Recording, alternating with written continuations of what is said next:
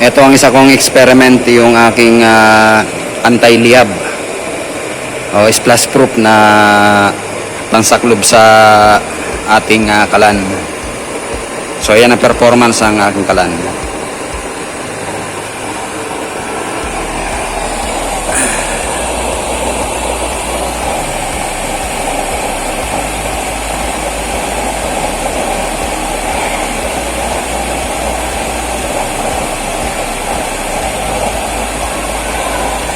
Detachable yan.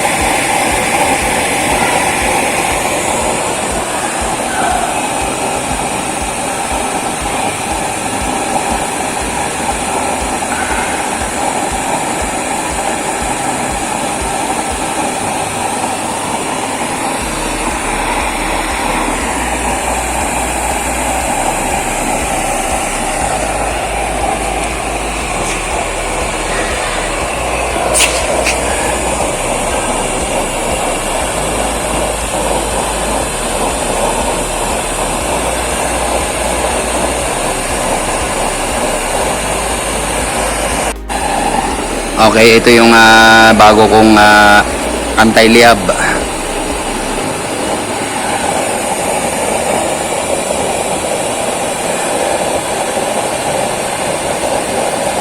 Heavy duty ito kasi malaki itong ano na ito. Itong kalan na ito.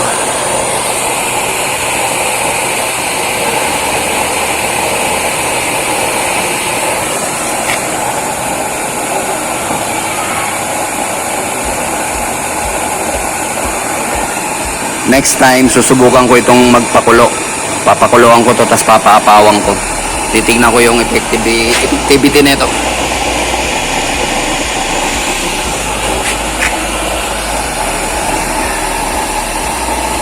Test fire pa lang ito dyan sa saklob na ginawa ko kung magpa-function. So far, okay naman ang performance. Mataas yung puyo.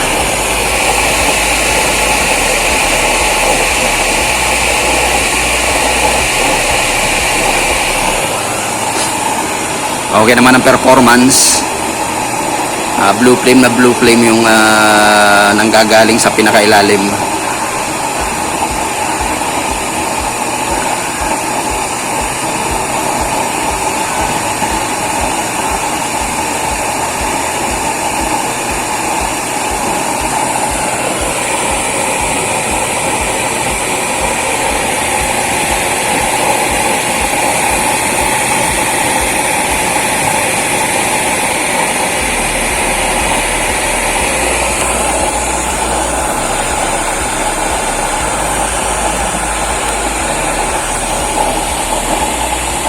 Ang lakas ng bulwak na ito.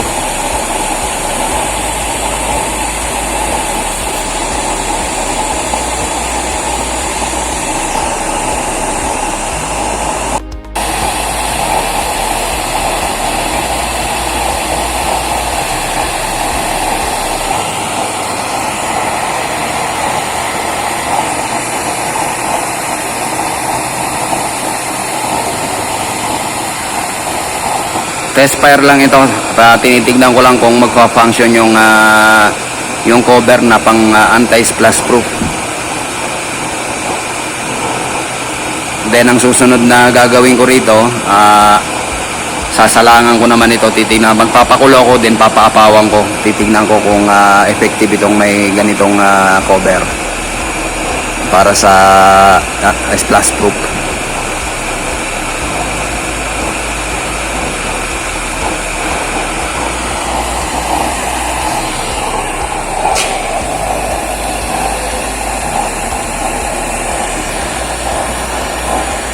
Maliwanag lang ngayon kaya hindi masyado makita ang pagka-asul.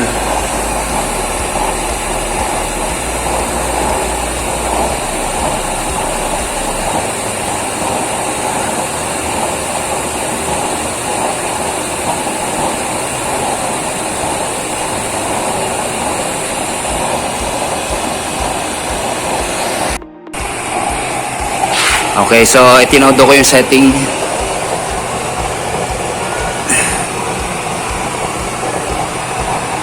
Nasa maximum ang setting yan.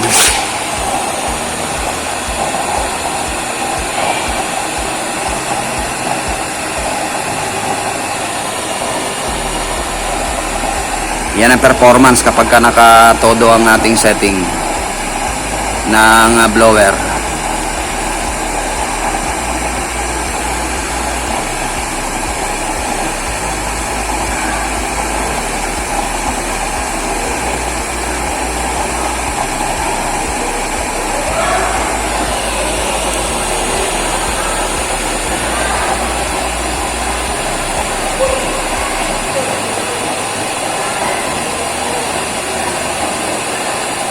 Kung mapapansin nyo, kaunti na lang ang laman ng ating yun yung pinakasalo. Nakalutang na yung yung ating isang kwan, yung para sa hangin, yung level.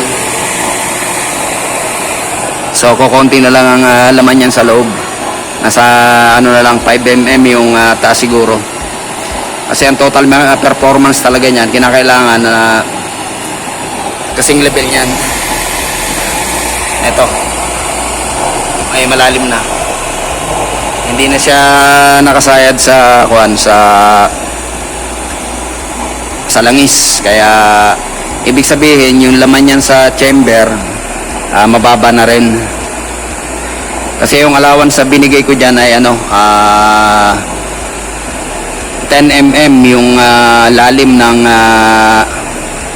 natin ng pinaka use oil. Kasi yun ang obserbasyon ko sa kanya. Pagdating ng 10 mm, stable na stable siya. So ngayon, less than 10 mm na yung laman yan ng ating pinaka-chamber. Ubos na yung ating pinaka-tangke. Wala na ito. Hindi na ito maski i-open, wala na. Hindi na bumubuga. Hindi na umakyat kasi wala nang laman na user yung ating tangke. Ang inaasahan na lang niya yung yung laman ng ating pinaka chamber. So medyo okay pa rin naman, bumubuga pa rin na maayos, kaya lang hindi na rin masyadong hindi na siguro natatagal lang isang oras yan, kasi halos sa kalahati na lang siguro yung laman ng ating pinaka chamber.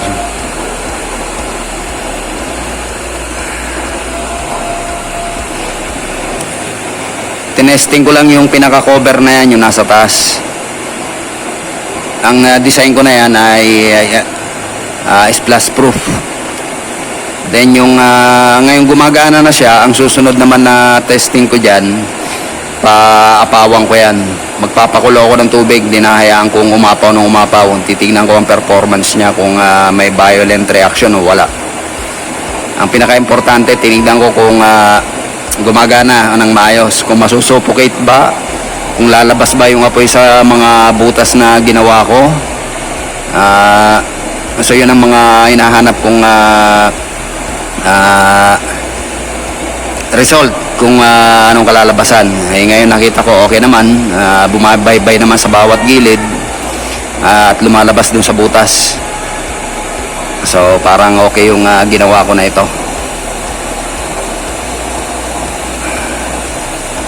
Ang sunod na gagawin ko dyan, magpapaapaw ako ng tubig. Yan ang gagamitin kong pinaka splash proof.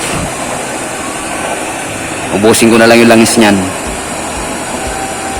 para kung mapapansin nyo, medyo humihina na yung ating apoy, medyo humihina na yung performance, kasi wala nang kukunti na lang siguro naman ang chamber niyan.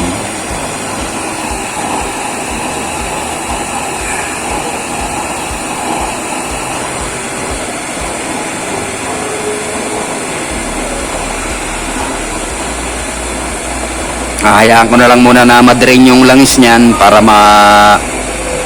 makagawa uli ako. May naiisip na naman akong gagawin dyan mamaya.